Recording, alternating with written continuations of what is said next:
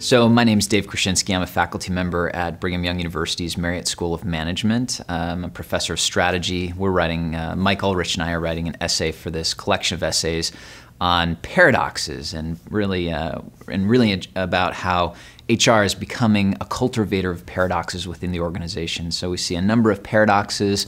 Mike and I have been working with our regional partners as we get ready for the Human Resource Competency Study.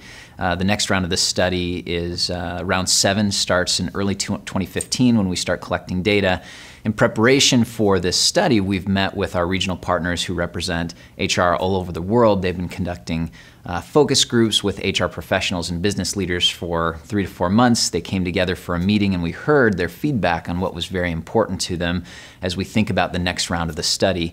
One of the themes that seemed to emerge was that as HR becomes more and more complicated and the demands on HR professionals become greater and greater and more complex, we began to see a number of paradoxes emerge in the demands on HR professionals. So Mike has done some work looking at these different paradoxes, and it looks like we're identifying 3 main sets of paradoxes that are emerging. One of them is business paradoxes, another one is analytical paradoxes, another one is talent paradoxes. I'll just talk about each of those briefly.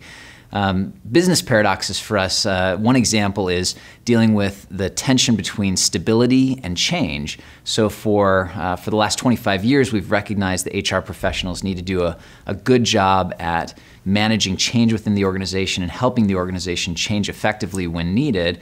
But with too much change, there's a reverse pressure or tension, which is for increased stability within the organization. So here we have HR, both in some sense responsible for stability and responsible for change at the same time, a pretty significant tension, and it creates a really interesting set of competencies or challenges for HR professionals.